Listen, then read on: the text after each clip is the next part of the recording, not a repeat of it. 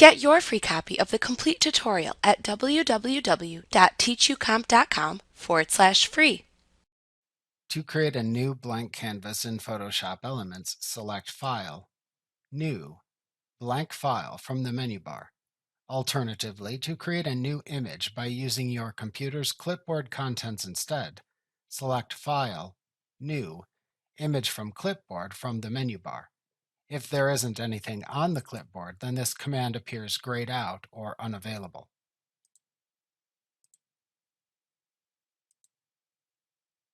If creating a new blank canvas, then the New dialog box appears.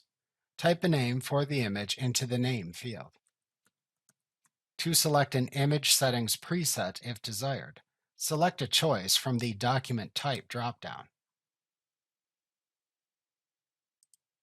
Then select the size of the image from the Size dropdown if needed.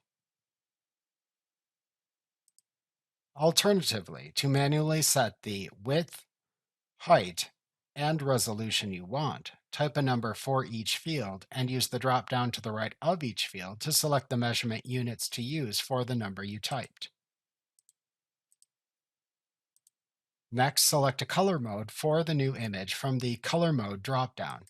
You will most often select RGB color, which is used when working with an image meant for on-screen or web display. Color modes will be discussed in more detail in the next chapter. Even if you or someone else is going to print the image in a CMYK process, you must first edit the image using RGB, since that is how a computer monitor displays color, and because CMYK is not available in Elements. You must then convert the image color mode to a CMYK color mode in a different application before printing. To set the default background color for the image, select either white, background color, or transparent from the Background Contents dropdown. To create the blank image file with the selected attributes, click the OK button.